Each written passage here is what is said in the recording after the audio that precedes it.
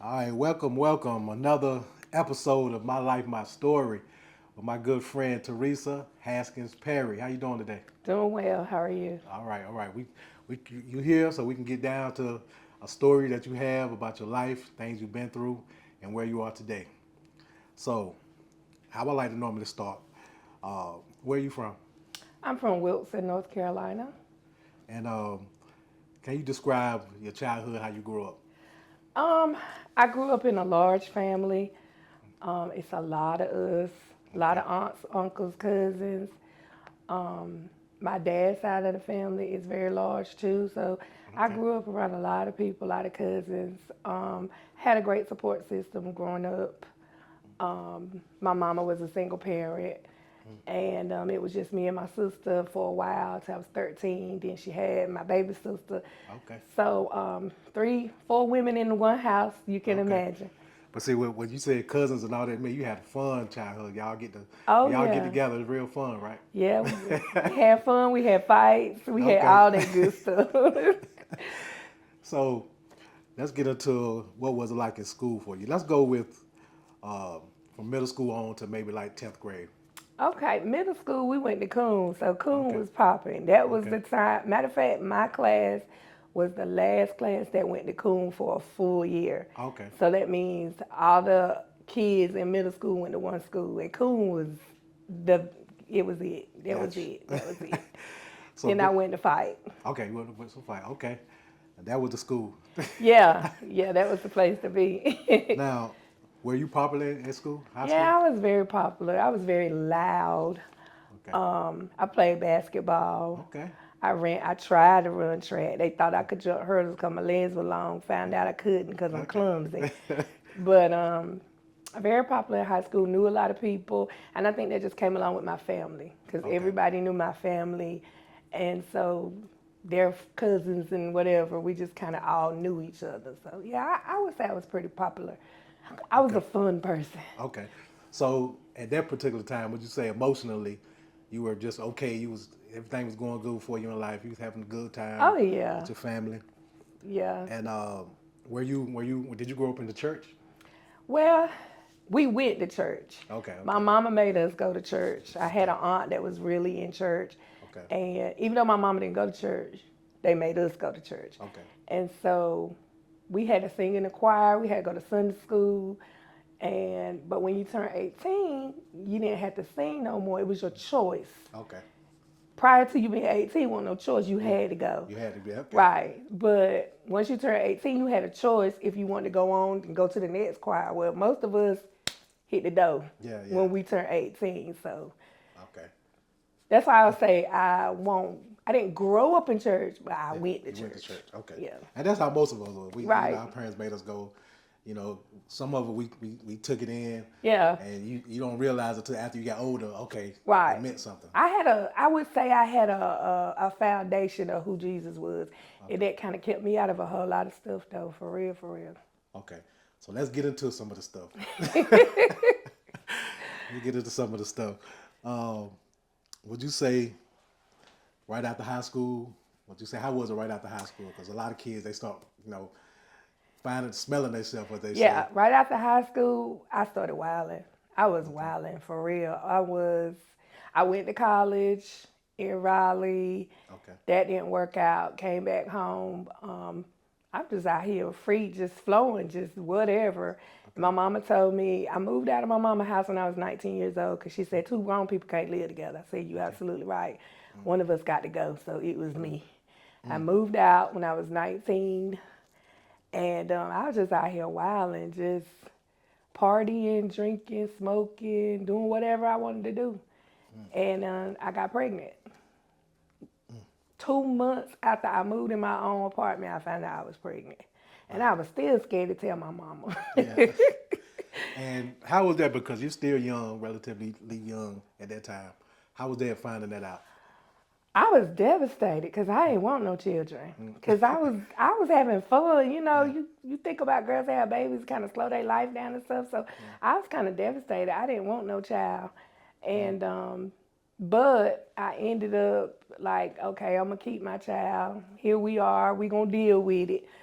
But It was hard because my mama made me raise my own child. She didn't help me. She would keep him maybe 1 or 2 hours, but it won't no dropping him off at grandma's house for the weekend. Well, none of that. Wow. So That's why it took me 13 years to have another one. yeah. So from your first one, it was 13 It years. was 13 years Okay. apart. Yep. Yeah, I can see. Yeah. So in between those 13 years, you're around 20. Around 20, I got introduced to dope boys. For Okay. real. Now we just gonna call it what it is. Yeah. I started dating. That's all I dated. That's all I wanted to date. I got introduced to fast money, and I just didn't want no regular dude. I wanted the money, Yeah. so I started wilding out here with the dope boys, and I was very promiscuous. For real, I just out here living free. So would you say it was what attracted you was the money? It was absolutely Just the the money, money. okay. It was the money.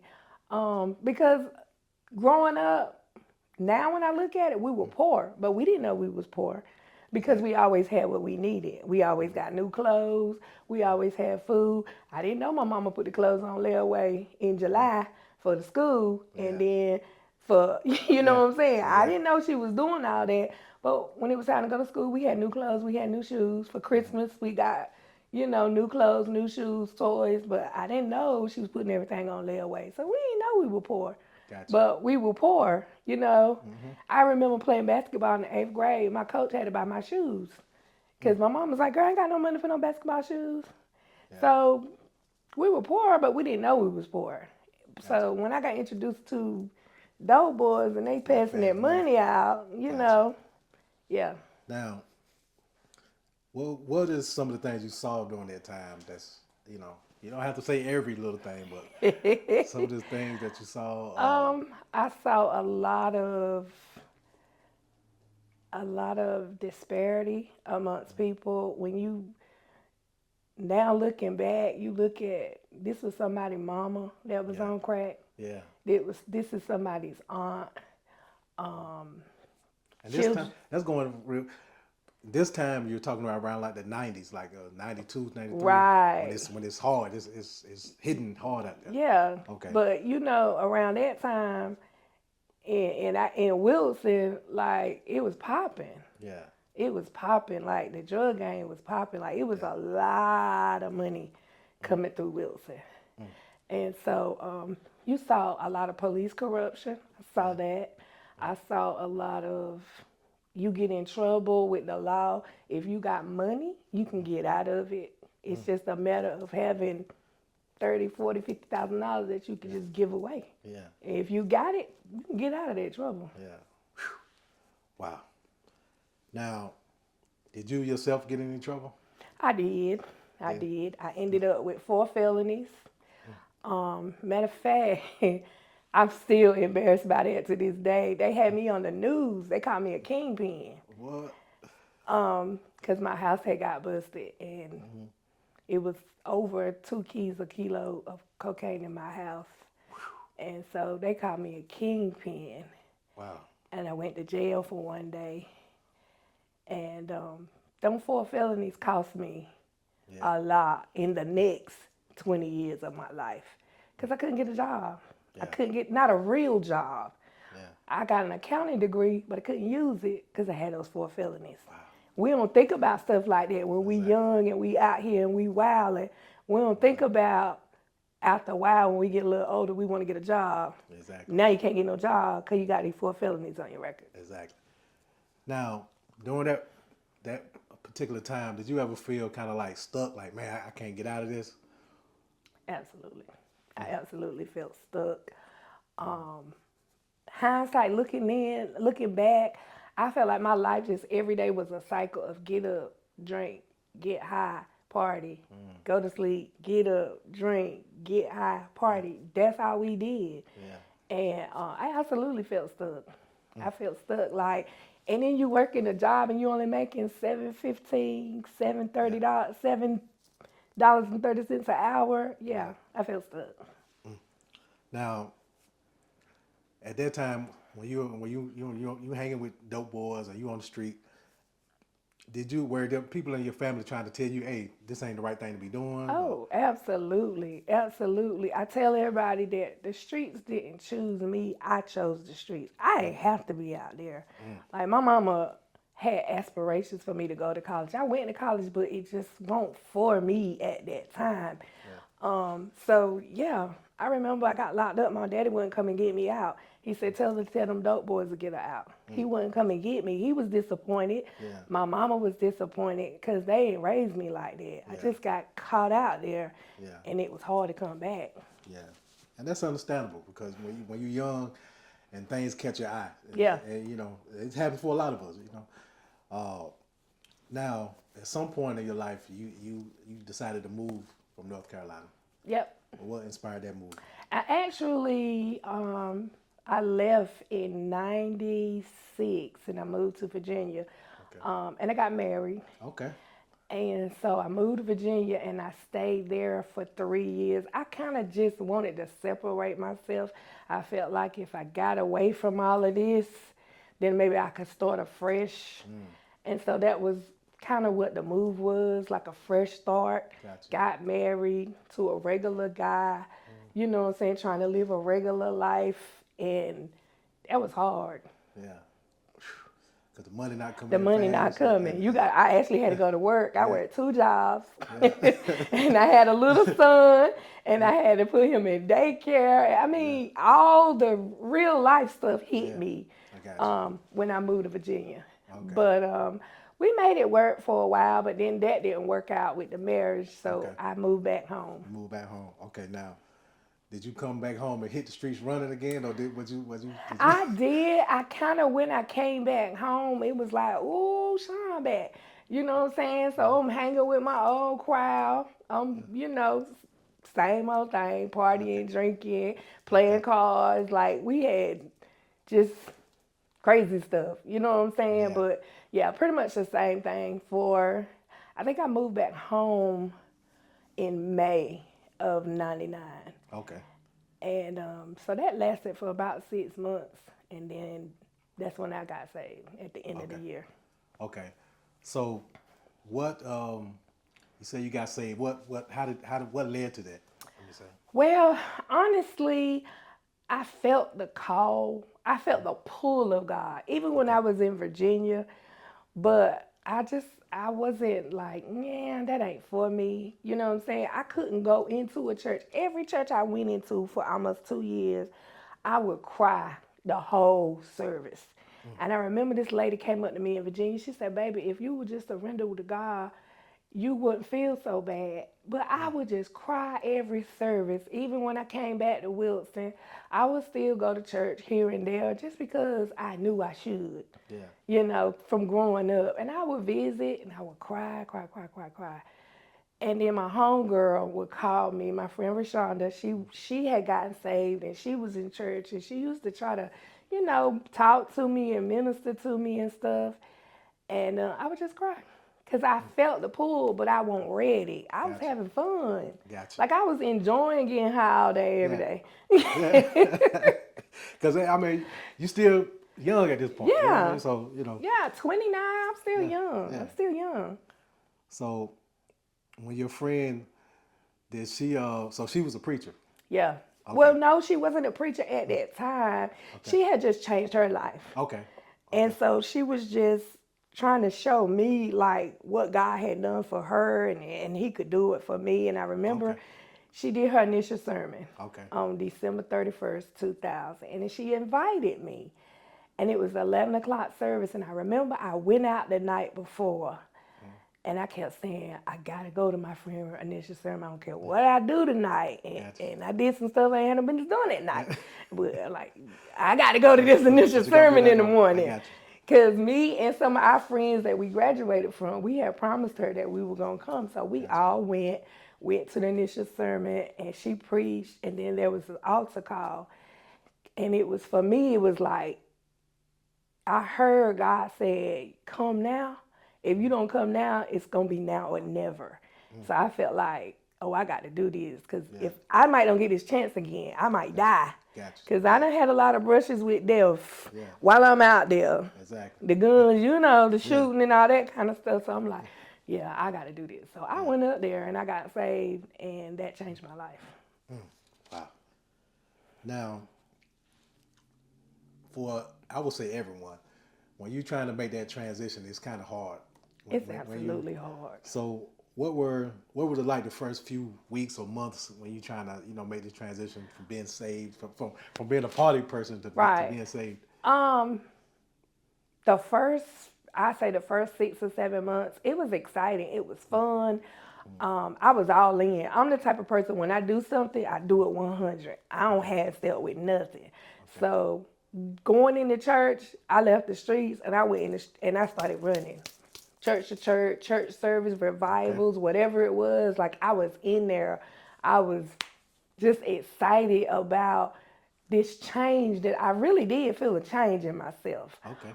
Because initially I quit smoking weed. Like, when I left, came back from getting saved, I had an ounce of weed. I gave it away. I was like, here, y'all can have this because I ain't smoking no more. They were like, girl, I'm like, take it. I'm not smoking no more. Okay. And I didn't for about 8 or 9 months.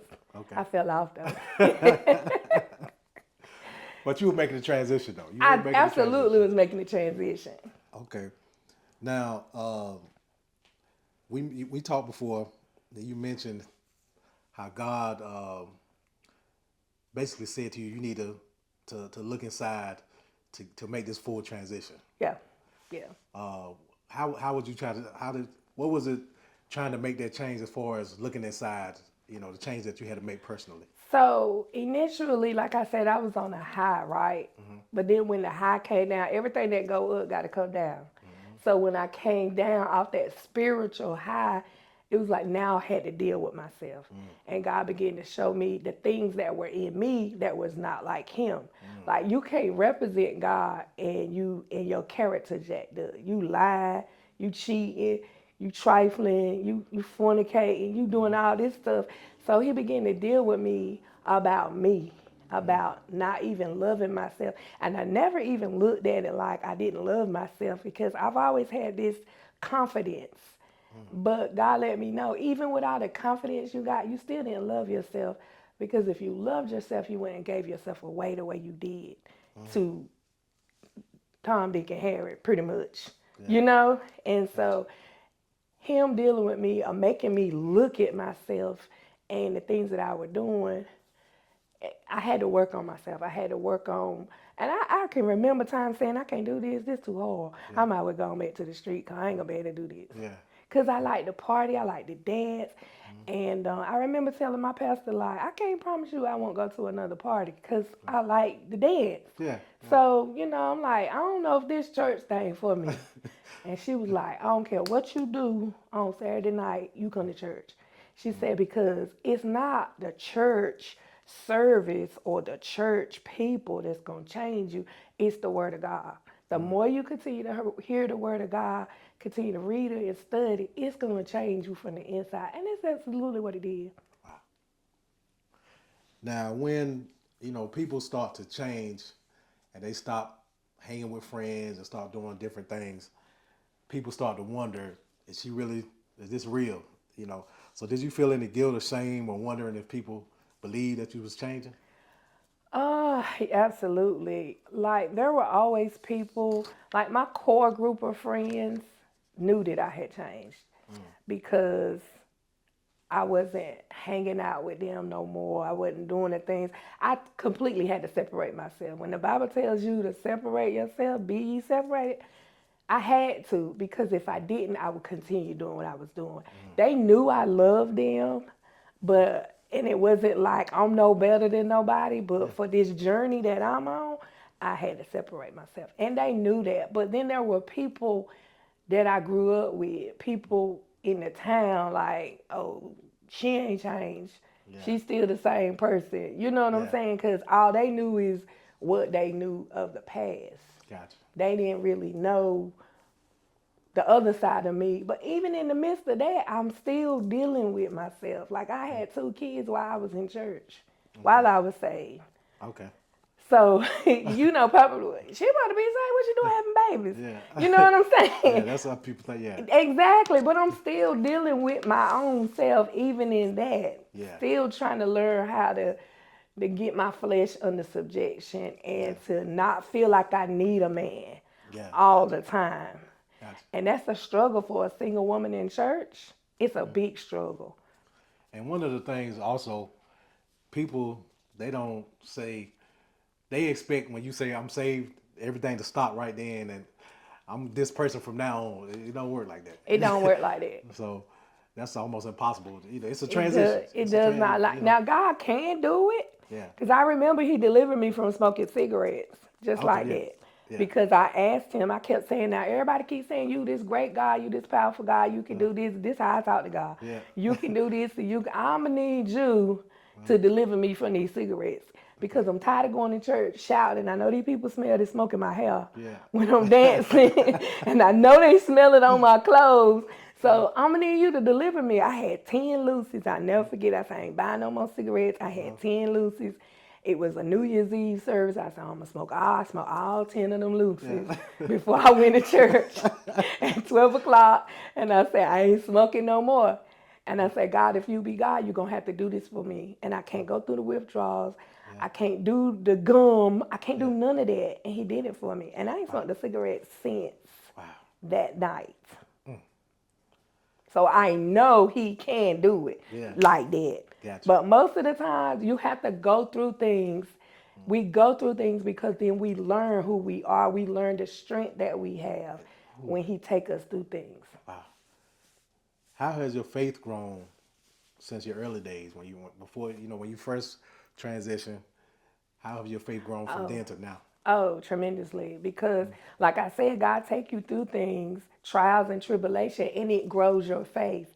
You look back, like now I can look back and say, oh, wow, He did deliver me from smoking. He delivered me from marijuana. He delivered me from sleeping with all these different men.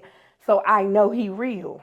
Yeah. And that increases your faith. Like, and nobody can't take that from you. Can't nobody tell me God ain't real, because I know what He did for me. Gotcha. Like, He might ain't did that for you, but I know what He did for me. So can't nobody change that for me. And that takes my faith to that mustard seed that He gives us all to a higher level of faith. Wow. Now, let's move into you working in the school system. How has that role shaped you as far as being a preacher and working in the school system with kids, especially when you see young girls going through, you see them doing some stuff that you did when you was in school? I started out, I was working with the kids in the church. I was an assistant youth pastor for like 10 years. Okay. And then, but I was limited to just the kids in the church. So when it was introduced to me to come in the school system, at first I was like, I ain't messing with them kids. Yeah. No. And I began to pray and ask God, like, give me different strategies how I can reach these young people. And I remember He told me to send a text. And He said, because they're gonna read a text. Yeah. So I started this text ministry. I started sending out scripture, and then I would break it down so that they could understand it in their language. Gotcha. And I would always encourage them, have a great day, and I love you. Because that's something we don't tell our kids enough, that we love them. Yes. And that God loves them. So I started doing it. I started out with like 10 kids. I ended up with over 100 kids. Wow. It would take me an hour every morning to type the message out and then send it out to all the kids. Wow. And then I got into the school system, and I told God to expand my territory, which means I wanted Him to give me more reach. And I didn't understand at the time, coming in the school system, that's exactly what He did, because I'm able to reach more kids. Exactly. I'm able to help them, minister to them. Sometimes these kids, they come in, they hungry. They ain't ate from yesterday when they left school. They don't have the basic supplies that they need. They smell. You know what I'm saying? Because they taking care of themselves when they get home. And I remember this man, one of the teachers, he said, Miss Perry, why they listen to you? I could tell them to do something, they don't live with that. I said, because they hear that mama that they really want. Yeah. They hear their mama in me. Yeah, exactly. Exactly. Because one thing I found out about children, if you give them some love and some discipline, they'll do anything you ask them to do. Because they really want that discipline. Oh, yeah. Because that discipline shows that you care about me, you love me, you want to make sure I don't make the wrong choices. And they want that, for real. If you Gotcha. give them those two things, they'll do anything you ask them. Now, would you say, because most people, I'm going to ask you what's next for you, because I know most people who deal with kids in the school system, they know kids, they end up being a mentor for kids or have a mentoring program. Is that something you can see yourself doing? I can absolutely see myself doing that. I want to do a mentoring program, but I want to do something like a community in schools where I want my own nonprofit where I'm able to hire people to go into the school system. Maybe you got 5 or 6 kids that are called at-risk kids, right? And you follow them. You make sure they get their schoolwork done. You make sure you speak to the parents. You go to their houses. If they need food, you plug them in to somebody that got food. If they need mental health services, you plug them in. You know, but you're with those kids till they graduate. And then you know, it's kind of like you mothering them until they graduate, because the end goal is to make them productive citizens. Like Yeah. that's what we want, so that they can go on and then come back and help somebody else. Gotcha. Wow. That's strong. Now, I'm going to ask you these last 2 questions, and it pertains to you. Okay. What would, if you could, if Theresa Haskins Perry can see the 15-year-old Theresa Haskins Perry, what would you say to her? I would definitely tell her, listen to your mama.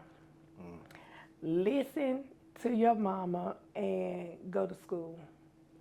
Go to school because you got your whole life Yeah. to do all that other crazy stuff. Yeah. But it is so important. And college is not for everybody, don't get me wrong. Yeah. But for me, I wish I would have went to college or to the military. I wish I would have did something to kind of structure my life rather than just out here winging it. Yeah. You know, because when you winging it, you don't have a plan, you don't have a purpose, you just out here. Gotcha. Now, this is the last question. I won't hold you too much. What, from the time that you know, from high school, going through things and partying and everything, going through your transition to be a preacher, what is something that you learned about yourself? Whether it be the strength that you had, what is something that you learned about yourself to make you who you are? I learned that I was very resilient. I learned that I'm strong and I bounce back. Like I've had a lot of adversities, and I learned that if I hold on to my faith, I can get through anything. And so I would say I'm resilient. I am a strong person. I know I'm strong, and I don't wear it. A lot of people look at me and they have no idea what I've been through, what I've seen with these eyes. But I know I went through it for a reason, because everything we go through is for a purpose. We go through it to help somebody else. Because, and just me sitting here talking to you, I just feel like I have to be transparent, because how can I help that next little girl if she don't know that I've been through what you've been through? You know what I'm saying? Exactly. I had a sugar daddy just like you had a sugar daddy. You know what I'm saying? And you don't have to depend on him. Gotcha. But if you try God, he will help you. He will make a way for you. People just be giving you stuff and you be like, where is this coming from? It be God. He done laid it on somebody's heart to give to you, so you ain't got to be out here depending on your sugar daddy. You know what I'm saying? Wow. But if I never tell my real story, how can I help anybody? And that's one thing that people in church need to do. We always say we keeping it real. Keep it real for real. Yeah. You know, tell the real story. Be transparent, because you can't help nobody acting like you holier than thou or you been saved your whole life, because we all got a story. Exactly. And we're going to end it on that note. I'm glad you said it. But Sean, man, you're a friend of mine. You know, we done some things together on the street, you know, with feeding people and every type of thing. So It means something to me that you came to do this for me. Absolutely. And I appreciate it. And I thank you for your being transparent and talking to and things that you're doing with the kids. I love it. So keep doing what you're doing. Keep being blessed. Absolutely. And thank you for coming in. Thank you for having me. All right. Deuces.